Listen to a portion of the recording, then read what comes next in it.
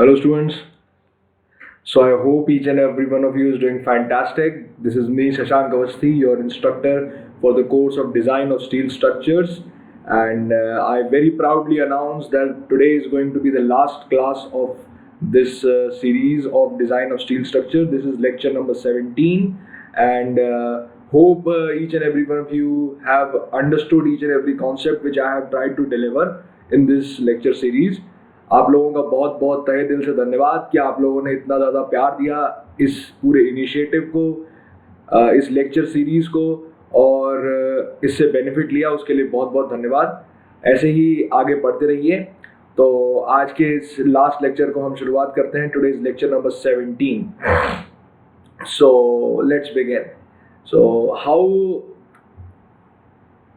Are we going to proceed will be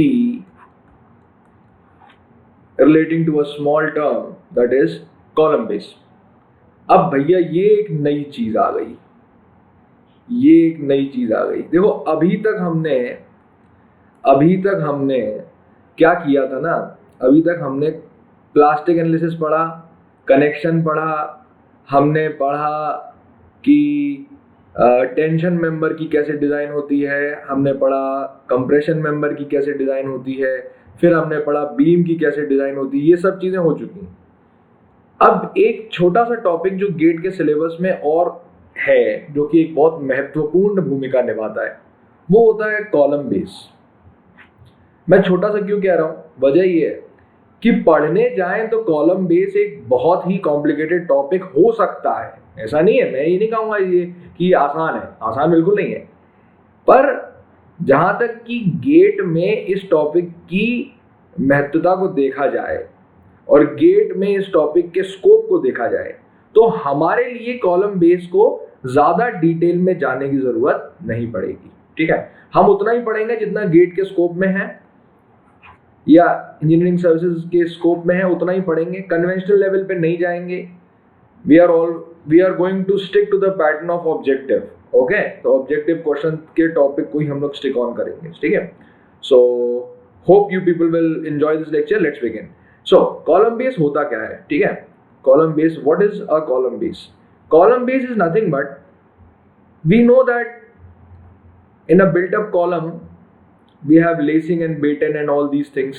ठीक है, अब मान लो कि ये एक कॉलम है जो मैंने यहाँ आपके सामने यहाँ बनाया। इसका ऊपर का जो सिरा है, ये ऊपर मतलब और भी लंबा कॉलम है। ये हमने तो सिर्फ उतना पोर्शन सिर्फ दिखाया है। ठीक है, ये जो फिगर होता है ना इस प्रकार का, जैसे जिसमें दिल जैसा जो धड़कन जैसी एक आती है ना, उसका मतलब ये होता है कि ऊपर का जो पोर्शन है वो अभी काफी बचा हुआ है, हम तो सिर्फ एक पोर्शन को देख रहे हैं। तो ये कॉलम का सबसे बॉटम मोस्ट पोर्शन है। अब क्या हुआ देखो, अब इस कॉलम को हमें फुटिंग से ज्वाइन करना है। किससे करना है? फुटिंग से ज्वाइन करना है। तो देखो समस्या क्या है कि अगर मैं डायरेक्टली इस कॉलम को एक फुटिंग के ऊपर रख दूंगा तो क्या होगा, बियरिंग स्ट्रेसेस मैक्सिमम होंगे, और बियरिंग स्ट्रेसेस की वजह से क्या होगा कि पंचिंग शियर होने की पॉसिबिलिटी बढ़ जाएगी। समझ रहे हो मेरी बात को? देखो कैसे, जैसे मान लो कि ये एक कॉलम था, इस कॉलम को मैंने इस फुटिंग के ऊपर रखा और इसके ऊपर मैंने जो लोड लग रहा था वो तो लग ही रहा था। अभी जो लोड लग रहा था इस वजह से क्या होगा कि ये कॉलम इसको, इस पूरी फुटिंग को जो कि कंक्रीट की बनी हुई है, इसको क्या करेगा, इसको ऐसे काटता हुआ सीधे इसके अंदर घुस जाएगा। फॉर एग्जाम्पल, जैसे मान लो कि ये एक सिरिंज है। सिरिंज देखी है, इंजेक्शन लगा होगा सबको बचपन में, है ना? तो मान लो कि ये इंजेक्शन है और ये तुम्हारी स्किन है। ठीक है, तुम्हारी बॉडी है। तो इंजेक्शन जिस तरीके से बॉडी के अंदर घुस जाता है, उसी तरीके से कॉलम क्या करेगा, फुटिंग के अंदर घुस जाएगा। अब जब उसके अंदर घुस जाएगा तो क्या होगा कि जैसे ही ये इसके अंदर घुसेगा तो इसके ऊपर का जितना भी कंपोनेंट था, बीम या जो भी चीजें इसके ऊपर जो जुड़ी हुई थी, वो सब चीजें क्या करेंगी, सेटल डाउन कर जाएंगी। और वो सेटल डाउन कर जाएगी तो पूरा का पूरा स्ट्रक्चर क्या करेगा, कोलैप्स कर जाएगा। समझ गए मेरी बात को? समझ गए मैं क्या बोलने की कोशिश कर रहा हूँ? तो भैया बहुत बहुत बहुत महत्वपूर्ण भूमिका निभाता है ये, बहुत ज्यादा। ऐसे छोटा सा हल्का फुल्का नहीं लेना इसमें, ये है तो ये दमदार चीज है, ऐसा है। तो इसकी वजह से इस पंचिंग शीयर को, इसको कहते हैं पंचिंग शीयर। पंच मतलब क्या होता है, पंचिंग मशीन देखी है सबने घर में, पंचिंग मशीन होती है ना, जिसको उसको लगाते हैं, उसको ऐसे पंच कर देते हैं तो क्या होता है, 2 छेद हो जाते हैं कागज पे। वही उसी प्रकार से यहाँ पे ये एक छेद टाइप का बनाएगा और उसमें अंदर घुस जाएगा।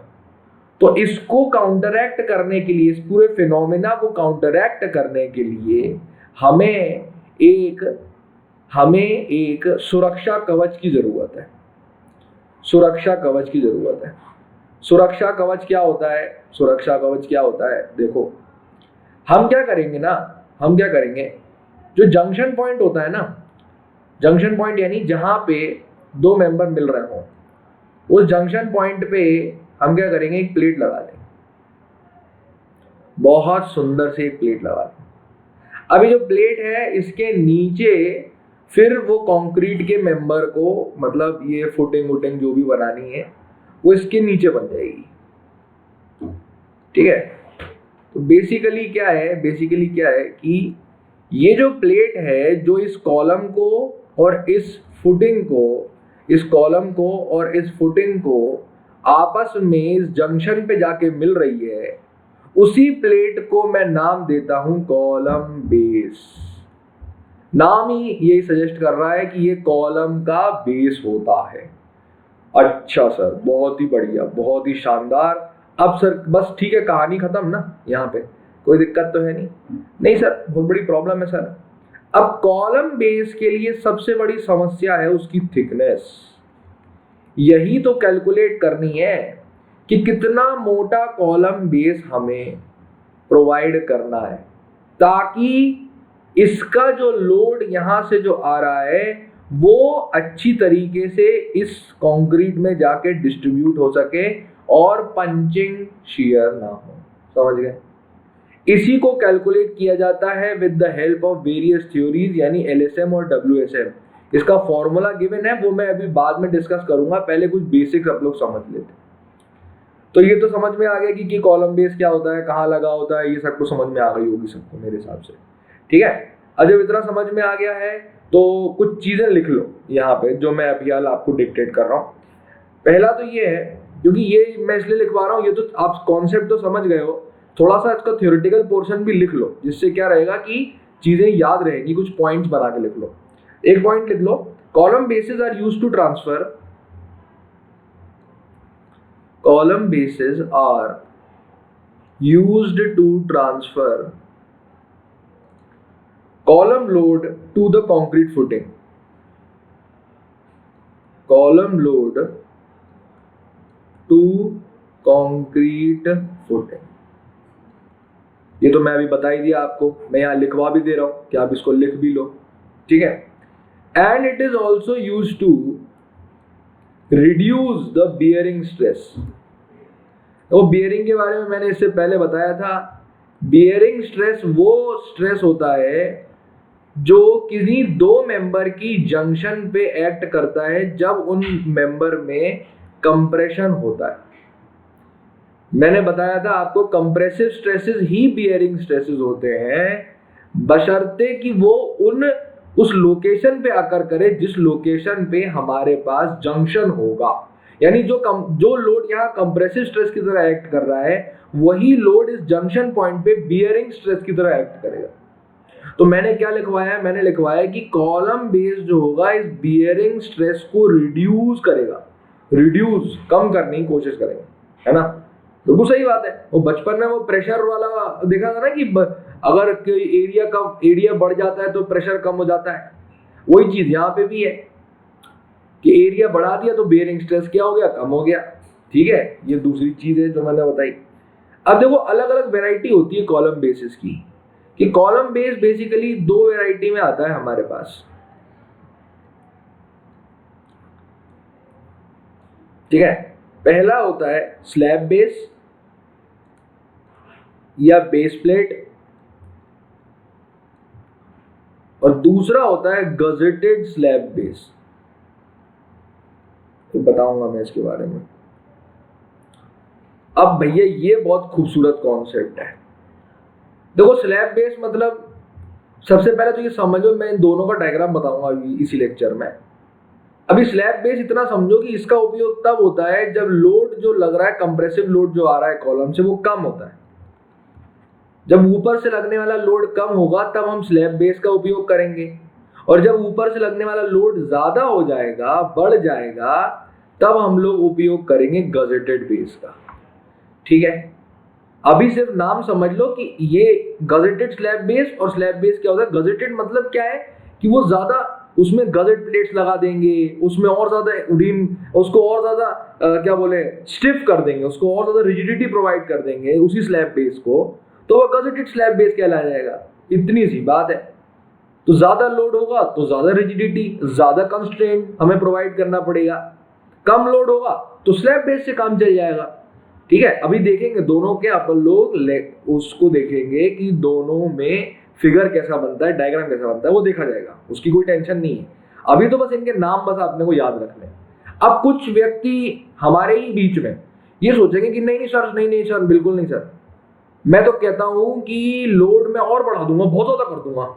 क्योंकि होता है भाई, ऐसा होता है। कॉलम के केस में जो बहुत बड़े बड़े कॉलम होते हैं, उन कॉलम्स में क्या होगा कि कभी कभी जो स्लैब गजेटेड स्लैब बेस होगा उससे भी काम नहीं बनेगा। तब हम एक चीज का उपयोग करेंगे जिसे हम लोग कहते हैं ग्रिलेज फाउंडेशन। अब ये बहुत बढ़िया चीज है, ये बहुत बढ़िया चीज है। ये नाम आपने बहुत बार सुना होगा, कभी कभी आपको लगता भी होगा कि बहुत बड़ी रॉकेट साइंस है नहीं, कुछ रॉकेट साइंस नहीं है, बिल्कुल बेसिक है। देखो मैं आपको समझाता हूं क्या है। ग्रिलेज फाउंडेशन क्या होती है कि अगर हम एक कॉलम, जैसे मैं यहां एक डायग्राम बनाता हूं, उससे समझ में आएगा मैं क्या बोल रहा हूं। देखो ये मान लो कि ये कॉलम है, ये कॉलम बना दिया हमने, ठीक है। इसके नीचे लगा दी गजेटेड, इसके नीचे लगा दी हमने गजेटेड वाली स्लैब बेस। यहाँ पे जो स्लैब बेस था वो तो था ही, इसके अलावा जो क्लीट एंगल्स है, जो सपोर्टिंग एंगल्स है वो भी है ना। अब आ गई नीचे वाली फुटिंग की बात। ये थोड़ा नीचे हो गया, फुटिंग जो है उसको इससे जोड़ लेना, ठीक है। ये स्लैब बेस को, ये स्पेस नहीं है यहाँ पे, ये बेसिकली इससे जुड़ा हुआ रहेगा। यहाँ पे जो है दिस पोर्शन है, ये यहाँ पे जुड़ा हुआ है। हवा में कैसे रख सकते हैं उसको, ऑब्वियस सी बात है। अच्छा सर, अब सर क्या है कि हम लोग ये देख रहे हैं, ये फुटिंग का पार्ट है और ये कॉलम है, और यह हमारी स्लैब बेस हो रही है, वो पार्टी हो रही है वाला जो मीम था वही वाला। ये फुटिंग का पार्ट है और ये हमारा कॉलम है और ये हमारी स्लैब बेस हो रही है, ठीक है। तो स्लैब बेस होने के बाद अब क्या हो रहा है कि यहाँ जो अब क्या है कि लोड बहुत ज्यादा बढ़ गया, बहुत ज्यादा हो गया। लोड बहुत ज्यादा मतलब कि भाई बहुत बड़ी इंडस्ट्रियल बिल्डिंग है, उस पर लोड काफी ज्यादा था। तो अब क्या करें सर, ये स्लैब बेस इतनी पतली सी, ये कैसे बियरिंग को कम कर पाएगी। तो हम क्या करते हैं ना, हम फुटिंग में ग्रिलेज फाउंडेशन प्रोवाइड करवा देते हैं। ग्रिलेज क्या होता है, ग्रिलेज बेसिकली ये आई बीमें होती हैं, स्टील की जो बीमें होती है, इनका एक मैश बना देते हैं। स्टील की बीम का मैश समझते हो, जाली होता है। जाली देखिए ना बचपन में मच्छरदानी में आप सोए होगे तो जाली वाली देखी होगी सब लोगों ने। जिस तरीके से जो मच्छरदानी होती है उसमें जालियां होती हैं, उसी प्रकार से हम क्या करते हैं, ये सब स्टील की बीमें हैं, ये सब आई सेक्शंस है, ठीक है। तो इन आई सेक्शंस को एक के ऊपर एक, जैसे ये एक आई सेक्शन है, इसके ऊपर ये एक आई सेक्शन है, ऐसा करके जाली टाइप की बना देते हैं। अब इस जाली के बनाने से क्या होगा, इस जाली के बनाने से क्या होगा कि जो लोड आएगा ना, वो जब इस पे ट्रांसमिट होगा तो इस जाली के अलग अलग मेंबरों पे वो लोड इक्वली ट्रांसमिट हो जाएगा, और जो बियरिंग की वजह से फेलियर हो रहा था वो हम प्रिवेंट कर सकते हैं। हम क्या कर सकते हैं, बियरिंग की वजह से फेलियर को प्रिवेंट कर सकते हैं। That is why we provide a grillage foundation whenever there is a very high load. मेरी बात समझ में आ गई सब लोगों को, है ना। बिल्कुल बेसिक है कॉन्सेप्ट, अब समझ में आ गया ग्रिलेज फाउंडेशन कब प्रोवाइड की जाती है, कैसे प्रोवाइड की जाती है, कैसी दिखती है। अब यहाँ पे मुझे इसको मैंने 3D में बना दिया है, ये एक्चुअली में ऐसा आपको समझाने के लिए है। आपको समझ में आ गया कॉन्सेप्ट, तो फिर अब द पर्पस इज सॉल्व्ड, ठीक है। Once the purpose is solved, now we are going to move on. अच्छा, एक और कॉन्सेप्ट है यहाँ पे, वो ये कि जो ग्रिल एज जो फाउंडेशन है ना, ये बेसिकली इसको जब अभी हम डिजाइन करते हैं तो इसको हम लोग किन किन चीजों के लिए डिजाइन करते हैं? बेंडिंग के लिए डिजाइन करते हैं, शियर के लिए डिजाइन करते हैं, वेब बकलिंग के लिए डिजाइन करते हैं और वेब क्रिपलिंग के लिए डिजाइन करते हैं। Bending, shear, web buckling, web crippling, बस इन चारों चीजों के लिए इसको डिजाइन किया जाता है। किसको? ग्रिल एज फाउंडेशन को। तो ये क्या हो गए? ये सब क्राइटेरियाज हो गए जिन क्राइटेरियाज की मदद से ग्रिल एज फाउंडेशन डिजाइन होता है। Hope everyone have understood. Moving forward, अब हम स्लैब बेस के ऊपर आते हैं। स्लैब बेस को थोड़ा डिटेल में समझते हैं। देखो, मैंने इतना तो समझा दिया कि स्लैब बेस कुछ नहीं होती, एक प्लेट होती है जिससे लोड का ट्रांसफर करते हैं, जो जंक्शन पे लगती है, किसके? कॉलम और फुटिंग के जंक्शन पे। अब स्लैब बेस भी क्या है? बेसिकली दो प्रकार से हो सकता है। एक हो सकता है मशीन्ड और एक हो सकता है नॉन मशीन्ड। अच्छा भैया, अब ये मशीन्ड और नॉन मशीन्ड का क्या है? देखो, मशीन्ड जो रहता है ना, मशीन्ड का मतलब है चिकना। जैसे मान लो कि एक कॉलम है, जैसे मान लो ये एक कॉलम है, ये इसका एंड है। अगर इसका एंड जो है बिल्कुल हमने महीन कर दिया, बिल्कुल चिकना कर दिया, इसमें कोई भी अनड्यूलेशंस नहीं है, तो इसे हम लोग कहेंगे मशीन्ड एंड। और अगर एक कॉलम है जिसके एंड में क्या है, ऐसी दरारें टाइप की है, इस टाइप का, इसे हम लोग कहेंगे नॉन मशीन्ड। मेरी बात समझ में आ गई मैं क्या कह रहा हूँ? मेरी बात समझ में आ गई मैं क्या कह रहा हूँ? अब जो मशीन्ड वाला जो होता है, एक ऐसा कॉलम जो कि मशीन्ड है, इसमें जो लोड बियरिंग होती है ना, स्लैब बेस पे जो लोड ट्रांसफर होगा वो ट्रांसफर होगा 50-50 के थ्रू, यानी 50% क्लिट एंगल के थ्रू होगा। क्लिट एंगल क्या होता है मैं अभी बना के दिखाऊंगा। क्लिट एंगल बेसिकली कुछ नहीं होता है, ये इस तरफ एक एंगल लग जाता है और इस तरफ एक एंगल लग जाता है, और इन दोनों एंगलों के और इसके नीचे ये प्लेट ऐसी लगी होती है। मैंने डायग्राम थोड़ा सही नहीं बनाया, मैं एक काम करता हूँ, मैं इसको थोड़ा सा बड़ा करके यहाँ पे दिखाता हूँ, ठीक है? इसमें समझ में आएगा। तो बेसिकली ये, अरे यार सॉरी, कलर चेंज कर देता हूँ। ओके, सो ये हमारे पास कॉलम है, ठीक है? और ये यहाँ पे इसका मशीन एंड वाला कॉलम है। मान लो यहाँ बना दिया मैंने, ये बना दिया मैंने मशीन एंड वाला कॉलम, यानी बिल्कुल प्लेन, ठीक है, सपाट, बिल्कुल जो हमारी भाषा में कहते हैं ना सपाट, बिल्कुल उसमें कोई भी अंड्यूलेशन नहीं है। उसके जस्ट इस साइड में एक एंगल लगा दिया, उसके जस्ट इस साइड में दूसरा एंगल लगा दिया। अब ये दोनों एंगल लगा दिए, इसके बाद हमने ब्लैक कलर लेके इसके नीचे कॉलम बेस बना दिया, ये बेस बना दिया। थोड़ा ऊपर नीचे हो रहा है पर देख लेना यार। चलो यार, तुम लोग भी क्या याद रखोगे, रुक जाओ, सीधा बनाने दो। चलो, शानदार, जबरदस्त, जिंदाबाद, यस। तो ये बन गया कॉलम बेस। अब ये बन गया कॉलम बेस हमारे पास। तो यहाँ पे क्या होता है ना, ये बेसिकली जो डिस्टेंस है काफी कम होती है, मैंने काफी ज्यादा दिखा दिया आप लोगों को, काफी कम होती है डिस्टेंस, बेसिकली चिपका हुआ ही रहता है, ये इससे चिपका हुआ ही रहता है, ठीक है? There is no difference between, there is no distance. ये जो है basically this looks like this, ये दिस लुक्स लाइक दिस, कि हमारे पास ये जो एंगल है ना, ये भी यहीं खत्म होगा और ये भी यहीं खत्म होगा, और यहाँ इसके जस्ट नीचे ही ये प्लेट ऐसी लगा दी हमने, है ना? अब ये डिस्टेंस काफी कम है, तो इसमें क्या है ना, ये जो एंगल होता है ना, इन्हें कहते हैं क्लिट एंगल, इन्हें कहते हैं क्लिट एंगल, है ना? अब जो क्लिट एंगल है, ये क्या करेगा, ये भी लोड आएगा ना, तो ये दो जगह से ट्रांसफर होगा। एक तो ये बीच वाला, यानी डायरेक्ट बियरिंग, जिसे कहते हैं डायरेक्ट बियरिंग कहते हैं इसको। 50% जो लोड ट्रांसफर होगा ये डायरेक्ट बियरिंग के थ्रू होगा, और 50% जो ट्रांसफर होगा ये होगा क्लिट एंगल के थ्रू, यानी 50-50%। यानी अगर मान लो 100 किलोन्यूटन आया, तो हम अज्यूम ये करेंगे कि 50 जो है वो तो डायरेक्ट बियरिंग के थ्रू हो गया, और 50 जो है वो हमारे पास क्लिट एंगल के थ्रू हुआ। मेरी बात समझ में आ रही है मैं क्या बोल रहा हूँ? मतलब डायरेक्ट बियरिंग का एक्शन जो है वो मैक्सिमम 50% लेके चल सकते हैं, वो भी मशीन्ड स्लैब बेस के केस में, ठीक है? मशीन्ड कॉलम के केस में, सॉरी, है ना? अब हम लोग, एक मिनट, सॉरी, ओके, अब हम लोग नॉन मशीन के बारे में देखते हैं। तो देखो, नॉन मशीन में क्या है, प्रॉब्लम ये है, इसका जो एंड है वो खुरदरा है, कॉलम का जो एंड है वो थोड़ा खुरदरा है। तो जब कॉलम का एंड अगर खुरदरा है तो हम क्या करेंगे, हम पता नहीं,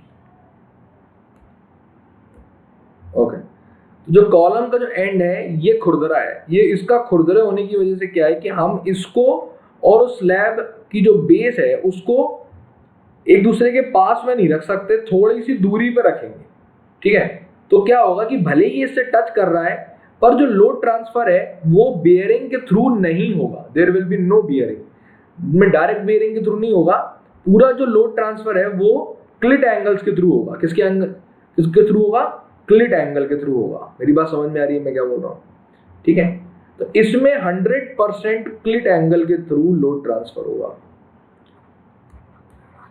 इसमें क्लिट एंगल के थ्रू 50% और डायरेक्ट बेयरिंग के थ्रू, इसमें डायरेक्ट बेयरिंग के थ्रू 0%, कोई ट्रांसफर नहीं होगा डायरेक्ट बेयरिंग के थ्रू। मेरी बात समझ में आ गई मैं क्या बोल रहा हूँ, ठीक है। तो ये था लोड ट्रांसफर मैकेनिज्म, मतलब लोड क्या होगा, कॉलम से ट्रांसफर होके स्लैब बेस में जो लोड जाएगा वो किस एक्शन के थ्रू जाएगा, ये दोनों अलग अलग केसेस को मैंने समझा दिया, ठीक है। अब हम आते हैं उस पार्ट पे जहां पे हम कोडल प्रोविजन की बात करेंगे कि क्या कोड ने हमें सजेस्ट किया है, what does the IS code says. तो आईएस कोड ने एलएसएम में हमें एक फॉर्मूला दिया है लिमिट स्टेट मेथड में, जिससे हम थिकनेस ऑफ प्लेट को निकाल सकते हैं, थिकनेस ऑफ प्लेट को निकाल सकते हैं। अब थिकनेस ऑफ प्लेट को निकालने का फॉर्मूला क्या है, 2.5 times omega divided by sigma B S multiplied by A square minus 0.3 times B square, okay.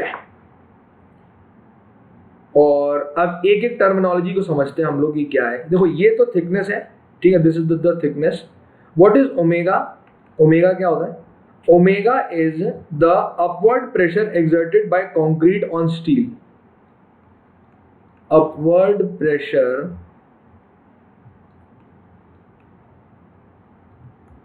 exerted by concrete on steel, और इसकी वैल्यू मैक्सिमम, इसकी value bearing permissible bearing stress of concrete के बराबर होती है। तो परमिसिबल बियरिंग स्ट्रेस की value हमें कोड में पहले से ही नोन है, Fy/1.1 के बराबर है। ये क्या है?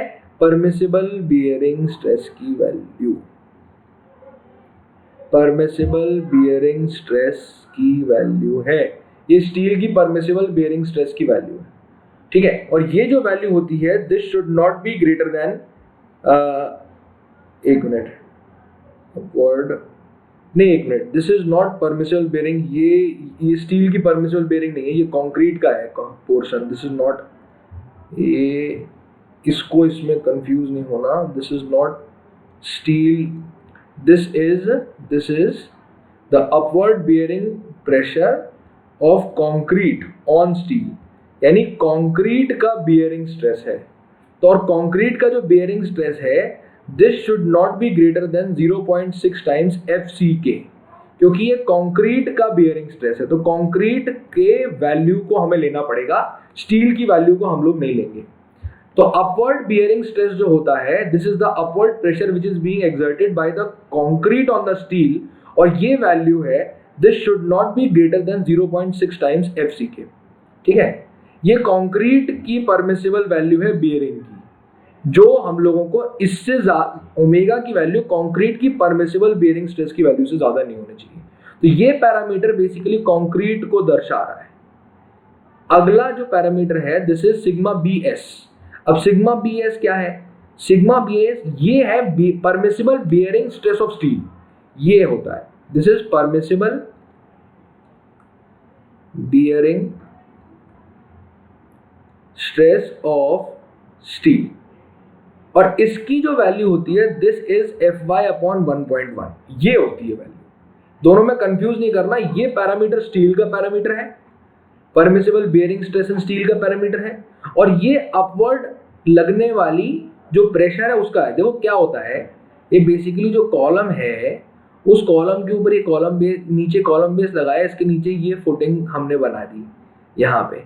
अब जब लोड जब लग रहा है ना, तो इसको काउंटरैक्ट करने के लिए इस फुटिंग में अपवर्ड स्ट्रेस जनरेट होगा, अपवर्ड प्रेशर जनरेट होगा, ये जो अपवर्ड प्रेशर जो जनरेट हो रहा है ना इसमें, इसी की वैल्यू को ये मैंने यहां दिया हुआ है, जिसकी वैल्यू 0.6 टाइम्स FCK से ज्यादा नहीं हो सकती, यानी कंप्रेसिव स्ट्रेंथ का भी 60% उससे ज्यादा नहीं हो सकती। और ये जो पैरामीटर है sigma BS, this parameter is basically the bearing stress of steel. तो इस फॉर्मूले में कोड ने क्या किया, कोड ने कंक्रीट को और स्टील को दोनों को इनकॉर्पोरेट कर लिया, ठीक है, दोनों की वैल्यूज को इनकॉर्पोरेट कर लिया। अब A और B क्या है, ये बहुत बढ़िया चीज है, इसको समझना बहुत आसान है। देखो कैसे, ये हमारे पास जैसे मान लो suppose that we have got a column, जैसे ये कॉलम है मान लो अपना, है ना, ये कॉलम है अपना, और इस कॉलम को हमने इस गजट इस स्लैब बेस के ऊपर रखा हुआ है, ठीक है, इस कॉलम को इस स्लैब बेस के ऊपर रखा हुआ है। अब देखो समस्या क्या है, समस्या कुछ नहीं है, हमें सिर्फ A और B की वैल्यू को निकालना है। तो A और B बेसिकली ये होते हैं, A is this and B is this. These are the projections beyond the column boundary to the boundary of the slab base. Slab के बेस की बाउंड्री और कॉलम की बाउंड्री के बीच की जो दूरी होती है यही कहलाते हैं A और B। मेरी बात समझ में आ रही है मैं क्या बोल रहा हूँ? यानी A जो है ये वो प्रोजेक्शन होगा जो ज्यादा होगा एज कंपेयर टू B। अब इसको हमें ज्योमेट्रिकली फिगर बना के A और B को कैलकुलेट करना पड़ता है, ज्योमेट्रिकल फिगर ड्राइंग करके A और B को हमें कैलकुलेट करना पड़ता है। कैसे करना पड़ता है इसको अभी हम लोग एक क्वेश्चन सॉल्व करेंगे तो उससे ये सारी बातें क्लियर हो जाएंगी, ठीक है। तो अब इस फॉर्मूले में अब कुछ बचा तो है नहीं जो कि मुझे समझाना है। ओमेगा मैंने समझा दिया, ओमेगा क्या होता है, upward pressure of exerted by concrete, और सिग्मा BS क्या होता है, permissible bearing stress of steel, ये होता है अपने पास, ठीक है। So hope you people have understood this formula. You have to learn this formula, याद करना है, मेमोराइज कर लो इस फॉर्मूले को। इसके अलावा एक और फॉर्मूला है जो कि WSM में यूज होता है, उस फॉर्मूले में इसमें कुछ ज्यादा फर्क नहीं है, बस क्या फर्क है मैं अभी लिख देता हूं ये फॉर्मूले को भी यहाँ पे। तो WSM में इसकी वैल्यू होती है 3 omega times sigma BS into A square minus 0.3 times B square, A square minus 0.3 times B square. अब इसमें देखो ओमेगा ये सब तो वही है जो है A B ओमेगा, ये सब पुरानी चीजें हैं जो मैंने इससे पहले जो मैंने बता दी थी पुराने वाले फॉर्मूले, ये वही रहने वाली है। बस सिग्मा BS की जो वैल्यू है ये भी वही है, परमिसिबल बेयरिंग स्ट्रेस, लेकिन क्योंकि WSM का उपयोग किया गया है तो सिग्मा BS की जो वैल्यू है this is taken as 0.75 times FY, क्योंकि हमें पता है कि परमिसिबल स्ट्रेसेस की वैल्यू LSM और WSM में अलग अलग होती है। परमिसिबल स्ट्रेसेस की वैल्यू LSM और WSM में अलग अलग होती है। तो LSM और WSM इन दोनों के कॉन्सेप्ट को मैंने आपके सामने अभी बता दिया। ये दोनों फॉर्मूले आपको याद रखने हैं, इन्हीं दोनों फॉर्मूले से मेजॉरिटी सवाल बनता है। इन्हीं दोनों फॉर्मूले से आपसे पूछा जाएगा डायरेक्टली कि आप बता दें कि थिकनेस ऑफ स्लैब बेस कितनी हमें प्रोवाइड करनी पड़ेगी इस सिस्टम को स्टेबल बना के रखने के लिए। मेरी बात समझ में आ गई? इतना ही हमें याद रखना है। अब एक छोटा सा न्यूमेरिकल और सॉल्व कर लेते हैं जिससे हमें कॉन्फिडेंस आएगा। तो लिखिए, a square steel plate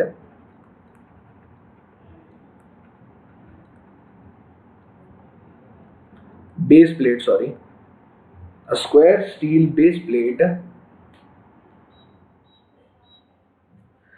steel base plate of area equal to 1 meter square is provided for a column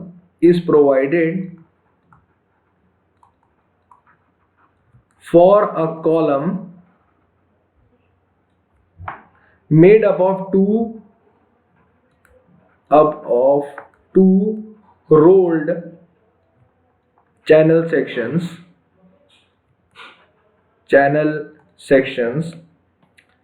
The 300 by 300 mm column carries a factored load of 2000 kilonewton. Find the thickness of slab base as per LSM and WSM. ठीक है, this is the question. Now let us solve this question. How we are going to solve this question? तो सबसे पहले तो हमें वो formula देखना है. उसके पहले हम एक ज्योमेट्रिकल फिगर बना लेते हैं कि अगर हम ऊपर से देखें तो हमारे को एक कॉलम नजर आएगा. We are going to view a column and this column is kept over this gusset plate, over this column base. समझ में आ रही मेरी बात, मैं क्या बोल रहा हूँ? तो ये कॉलम है, कॉलम को उसकी स्लैब बेस के ऊपर रखा हुआ है कि नहीं? अब दिया क्या है कि जो स्टील बेस प्लेट है हमारे पास, वो हमारे पास गिवन है कि it is 1 metre square. 1 metre square मतलब कि 1 मीटर बाय 1 मीटर, और 1 मीटर बाय 1 मीटर का मतलब क्या है? 1000 mm बाय 1000 mm है ना, यानी 1000 mm बाय 1000 mm का ये स्लैब बेस प्लेट है हमारे पास, है कि नहीं? और हमें कॉलम का डायमेंशन दिया है 300 mm बाय 300 mm. तो 300 बाय 300 का ये कॉलम है जो इसके ऊपर रखा हुआ है, इस प्लेट के ऊपर. अब मैंने आपको इसके पहले वाले पोर्शन में बताया था कि जो थिकनेस है अकॉर्डिंग टू LSM, देखो मैं सिर्फ LSM से सॉल्व करूंगा, WSM से I am going to expect you people to solve it. ठीक है, मैं फाइनल रिजल्ट जरूर बता दूंगा आप लोगों को. तो LSM की अगर मैं मदद लूं तो we know that the thickness of the plate is 2.5 times omega divide by sigma BS multiplied by A square minus 0.3 times B square. अब सबसे पहला चैलेंज है इस A और B को निकालना. देखो A और B में से हमेशा याद रखो कि A is greater than B, तभी जाके ये जो वैल्यू होगी ये पॉजिटिव आएगी. जब ये वैल्यू पॉजिटिव आएगी हमारे पास तो ये एक रियल नंबर रहेगा, तब जाके ये फॉर्मूला वैलिड रह पाएगा. ठीक है, अगर ये वैल्यू हमारे पास उल्टी आ गई तो ये एक नेगेटिव वैल्यू बन जाएगी और वो संभव नहीं है. ठीक है, तो always A is greater than B, but for the most ideal case scenario के लिए सबसे बढ़िया जो सिनेरियो आता है जिसमें सबसे सही थिकनेस ऑफ प्लेट हमें मिलेगी, ऑप्टिमम थिकनेस ऑफ प्लेट जो हमें मिलेगी, उसके लिए A should be equal to B. We must try to find the value of A and B such that A is equal to B. अब बात आती है A और B. मैंने बताया था कि A और B बेसिकली ये डिस्टेंसेस होती हैं कॉलम के एक एज से स्लैब बेस के एक एज के बीच की दूरी, कॉलम की दूसरी एज से स्लैब बेस की दूसरे एज की दूरी. ये चीजें हमें गिवन है, पर आप तो कहोगे सर कहाँ गिवन है, क्वेश्चन में तो कहीं गिवन नहीं है. तो हम कैलकुलेट तो कर सकते हैं ना भैया, बचपन में हमने कैलकुलेशन तो करी है. अगर इस पूरे ओवरऑल दूरी, अगर ये टोटल दूरी 1000 है, बीच की दूरी 300 है, तो बची हुई दूरी कितनी होगी? इसकी और इसकी मिला के बची हुई दूरी हो गई हमारे पास कितनी? 700. और 700 का आधा आधा कर दो, यानी यहाँ पे 350, यहाँ पे 350. और सिमिलर मैनर में ये 1000 है और ये 300 है, तो 1000 से 300 गया, बचा कितना? 700. 700 का फिर आधा आधा कर दो, तो ये 350 और ये 350. तो हम डायरेक्टली ये कह सकते हैं कि इस पूरे फिगर में अगर ये A है और ये B है, तो by geometry we can say that A is equal to B is equal to 350 mm. इसमें तो कोई भी डाउट नहीं है ना. इसमें तो कोई भी डाउट नहीं है ना। सिंपल बेसिक ज्योमेट्री, ये 350 होगा, ये 350 होगा, तब जाके ये 350, 350, ये 300, तब जाके ये ओवरऑल 1000 बनेगा। इसमें तो कुछ भी रॉकेट साइंस है नहीं, है ना। तो अब ए और बी इन दोनों की वैल्यू मुझे मिल गई। अब जाते हैं ओमेगा की वैल्यू पे कि what is the value of omega. तो ओमेगा की वैल्यू हम कैसे कैलकुलेट करेंगे? ओमेगा की वैल्यू होती है factored load divided by area of base plate. Base plate के एरिया से हम इसको डिवाइड कर देते हैं। फैक्टर्ड लोड हमें कितना गिवन है क्वेश्चन में? 2000 किलो न्यूटन, यही गिवन है।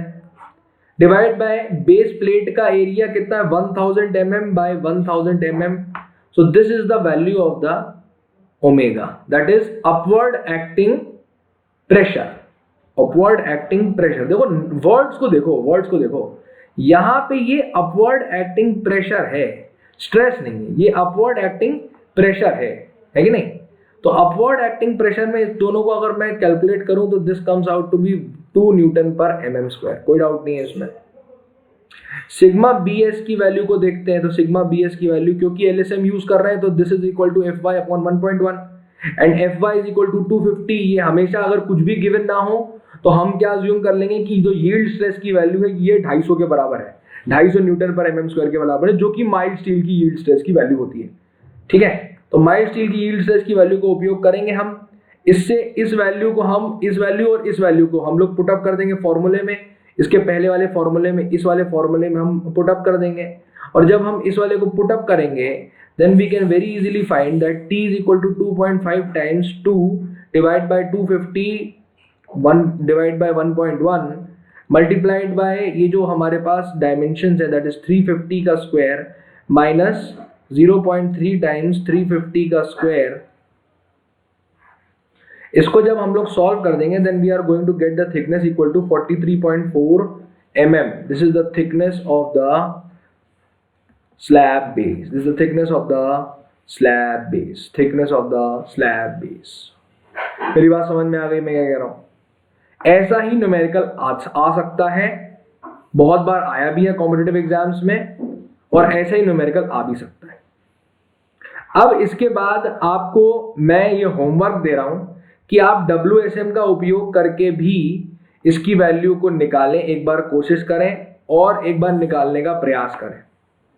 फॉर्मूला वही रहने वाला है WSM के लिए।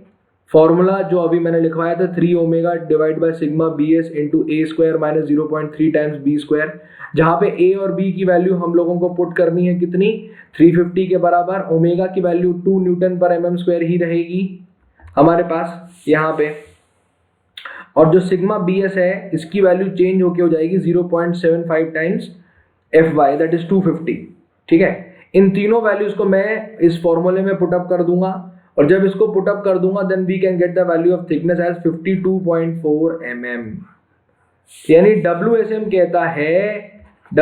कहता है कि अगर हमें इसको बचाना है, किसको? इस पूरे सेटअप को बचाना है, तो WSM says that we have to provide a plate of thickness 52.4 mm। जबकि LSM क्या कहता है? LSM कहता है कि हमें 43.4 mm की वैल्यू की थिकनेस की प्लेट भी लगा देंगे तो भी काम बन जाएगा। तो कितना फर्क आ गया? सोचो 10 mm का फर्क आया, यहाँ 52 है वहां 43 है अप्रोक्सीमेटली। तो LSM जो है, इसलिए कहा जाता है कि LSM takes into consideration the probabilistic approach and that is why it uses partial factor of safety. It uses partial factor of safety, and WSM uses a deterministic approach and it uses full factor of safety. That is why it provides greater thickness for the slab base। समझ में आ गई? इन दोनों का comparison हो गया। ठीक है, अब एक आखिरी चीज, गजेटेड स्लैब बेस के बारे में मैं यहाँ पे एक डायग्राम बनाऊंगा, बस सिर्फ डायग्राम बनाना इंपॉर्टेंट है, बाकी इसमें कुछ न न्यूमेरिकल सॉल्व करना पड़ेगा न कुछ करना है। Don't waste time on unnecessary things. इससे रिलेटेड अगर क्वेश्चन आएगा तो कन्वेंशनल लेवल का क्वेश्चन पूछा जा सकता है इंजीनियरिंग सर्विसेज में, इससे रिलेटेड ऑब्जेक्टिव लेवल का क्वेश्चन पूछने का स्कोप नहीं है, देयर इज नो नीड। ठीक है, तो अगर इसको छोड़ के भी चले जाओगे तो भी कोई मतलब नहीं है, वो दोनों फॉर्मूले इंपॉर्टेंट है और स्लैब बेस्ड जो बेसिक कॉन्सेप्ट है वो इंपॉर्टेंट है। ये एक्स्ट्रा नॉलेज है कि बाई चांस अगर कभी थ्योरेटिकल किसी एग्जाम में टकरा जाए तो आपको पता तो होना चाहिए कि गजेटेड स्लैब बेस दिखता कैसा है। इसीलिए ये आखिरी के कुछ मिनट मैं गजेटेड स्लैब बेस को डेडिकेट करना चाहूंगा, उसके बाद we are going to wind up with this course. Okay, तो ये दिखता कैसा है, basically there is an I section, एक आई सेक्शन है ये, ठीक है, ये आई सेक्शन यहां खत्म हो गया। आई सेक्शन के दोनों तरफ हमने प्लेट्स लगा रखी हैं, तो this is a plate and this is a plate, ये दो प्लेटें लगा रखी हैं हमने यहाँ पे, ये दो प्लेट लगा दी आगे पीछे। फिर इन दो प्लेटों के आगे फिर एक क्लिट एंगल लगाया, वो क्लिट एंगल वो वही क्लिट एंगल है जो इससे पहले मैंने स्लैब बेस में उपयोग किया था जिसका, तो ये क्लिट एंगल लगाया मैंने, है ना, ये हो गया क्लिट एंगल। और फिर इस क्लिट एंगल के लगाने के बाद इसके सबके नीचे, सबसे नीचे we are going to use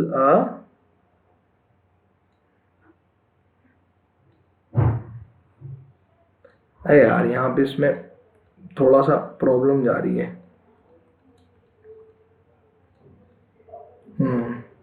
problem क्या है ना कि ये थोड़ा लेंथ ऊपर नीचे हो जाती है तो बड़ी दिक्कत होती है।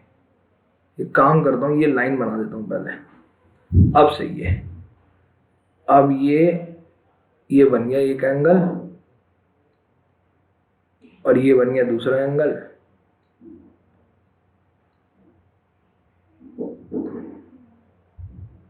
ओके, और इसको रबर से मिटा देते हैं। So these are two cleat angles और इनके नीचे फिर मैंने लगाई है एक बेस प्लेट। बेस प्लेट को लगा देते हैं हम इसके जस्ट नीचे। So this is the base plate which we have. Okay, ये बेस प्लेट हो गई और बेस प्लेट के नीचे हमने कंक्रीट की फाउंडेशन लगाई। तो कंक्रीट की फाउंडेशन को ब्लू से हम लोग रिप्रेजेंट कर देते, तो this is the concrete foundation, ठीक है, विच वी कैन यूज। तो ये कंक्रीट की फाउंडेशन है, ये मैंने यहाँ पे इसलिए बना दी, इसके नीचे भी है कंक्रीट की फाउंडेशन ना, ये कंक्रीट की फाउंडेशन इस तरीके से ये। ओके, तो ये रेड से मैंने क्या शो किया है, this is an I section या बीम सेक्शन, तो सॉरी बीम नहीं, आई सेक्शन, ये कॉलम सेक्शन है, कॉलम सेक्शन, ये आई सेक्शन है। इसे कहते हैं हम गजेट प्लेट, गजेट प्लेट या स्टिफनर।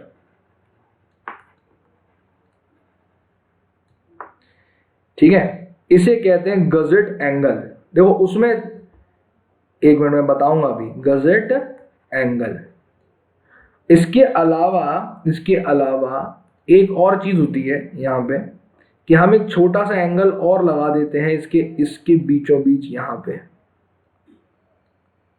और इस एंगल को फिर मैं नाम देता हूं कि this is a cleat angle. Cleat angle, cleat कुछ भी हो, थोड़ा स्पेलिंग वेलिंग अलग होगी शायद, उससे कोई ज्यादा फर्क नहीं पड़ता, मेन कॉन्सेप्ट हमें पता होना चाहिए। तो क्या है कि ये हो गई, और इसके सबसे नीचे steel base plate, steel base plate. अच्छा, एक छोटी सी मिस्टेक है इसमें, वो मिस्टेक को भी मैं दूर कर देता हूं। यहाँ पे हमें बोल्ट्स भी तो लगाने, एक बोल्ट ये लगा दिया, एक बोल्ट ये लगा दिया, है ना, ये दो बोल्ट यहाँ लगा दिए, ये दो बोल्ट यहाँ लगा दिए, और एक बोल्ट यहाँ लगा दिया, इससे तीनों को जोड़ने वाला, कंक्रीट को भी, स्टील को भी और एंगल को भी, और दो बोल्ट मैंने यहाँ लगा दिए इसको जोड़ने वाले। तो ये सब बोल्ट्स हैं, these are all बोल्ट्स।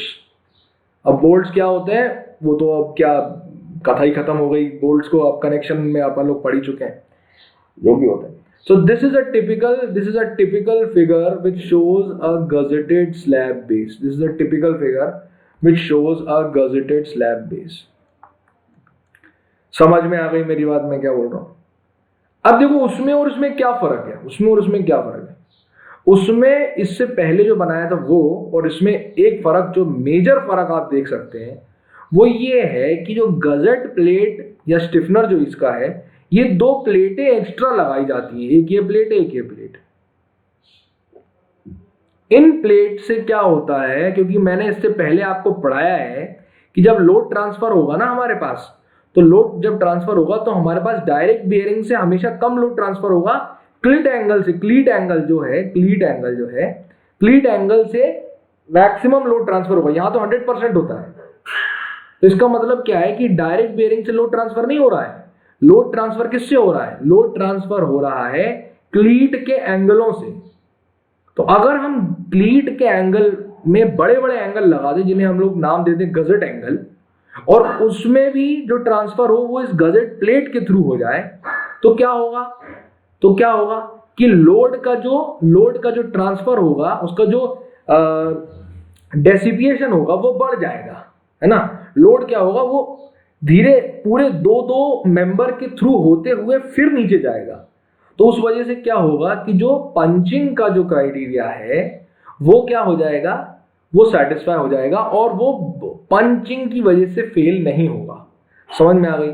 तो this is a special kind of a slab base जिसमें we use gusset plates and stiffeners and gusset angles along with the steel base plate. ये तो थी ही पहले से, स्टील की बेस प्लेट तो थी ही, लेकिन स्टील की बेस प्लेट, क्योंकि हम तो इसको उस फॉर्मूले से निकालते हैं, तो स्टील की बेस प्लेट के अलावा ये एक्स्ट्रा चीजें हमने प्रोवाइड करी हैं।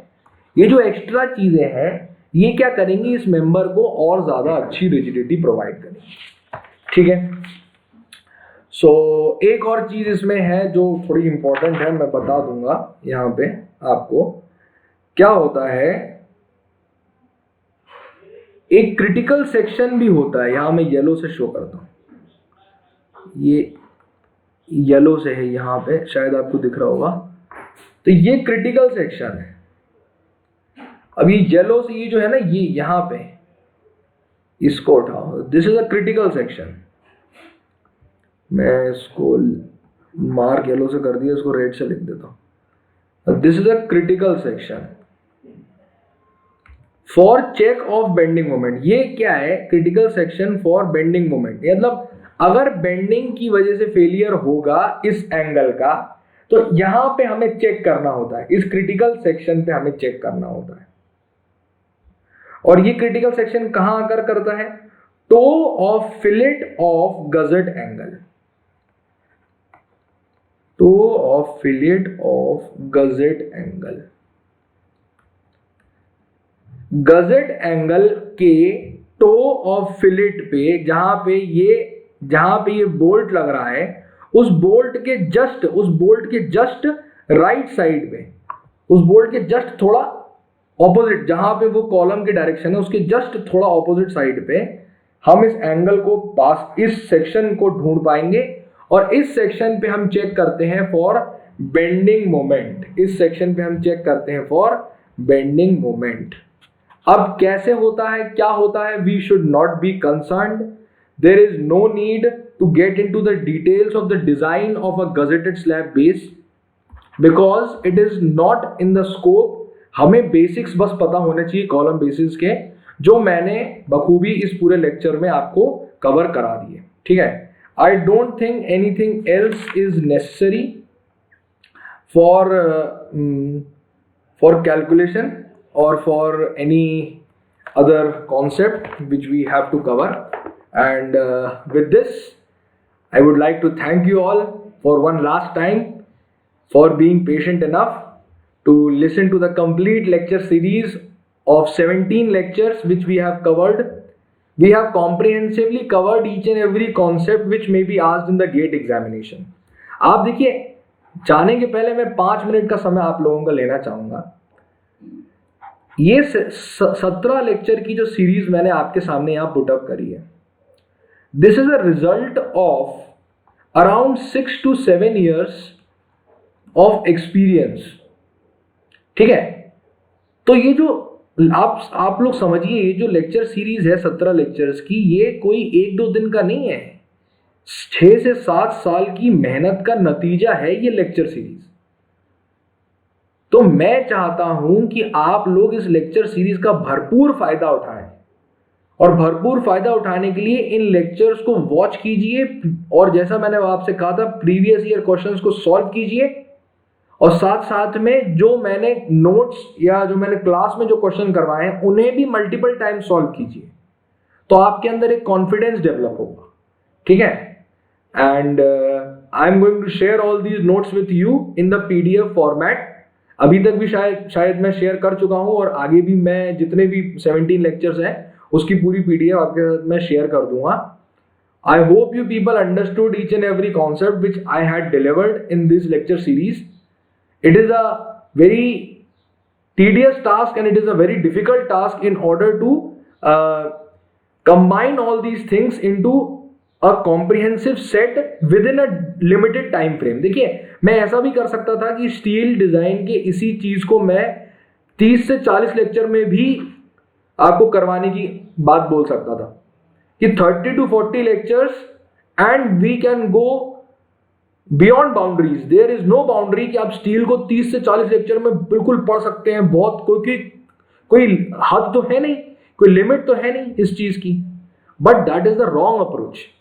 जो लोग आप लोगों को ये गुमराह कर रहे हैं कि आपको इतना सारा पढ़ना है, आपको ये भी पढ़ लो, वो भी पढ़ लो, सब कुछ पढ़ लो, तो आप एक बात सोचो, आप अगर जितना ज्यादा कंटेंट इकट्ठा कर लोगे, उस कंटेंट को अगर गेट के पेपर के दिन पे डिलीवर नहीं कर पाए, और उस कंटेंट को अगर सही से रिवाइज नहीं कर पाए आप समय में, तो उस चीज के पढ़ने का क्या फायदा। मेरी बात समझ रहे हैं आप लोग मैं क्या बोल रहा हूं। Strategy should be that you should study that much which is effective and you should practice maximum. 30% आपको थ्योरेटिकली चीजों को समझने में समय देना है, और 70% समय आपका सिर्फ प्रैक्टिस में जाना चाहिए। प्रैक्टिस करके ही गेट के पेपर में आप गेट के दिन पर जब आप क्वेश्चन सॉल्व करेंगे तब आपकी एक्यूरेसी मेंटेन हो पाएगी। ठीक है, so I would highly recommend you to watch this lecture series as much number of time as possible. आपको अगर कोई चीज समझ में नहीं आई है तो दोबारा से देखिए। मेरा पूर्ण विश्वास है कि आपको हर कॉन्सेप्ट क्रिस्टल क्लियर हो जाएगा इस लेक्चर सीरीज में। ठीक है, so I hope you like this lecture series of 17 lectures, and I hope that you people will support this initiative taken by the TechQ faculties on a national level. I thank you all for this last time, for being patient enough to listen to each and every lecture of mine.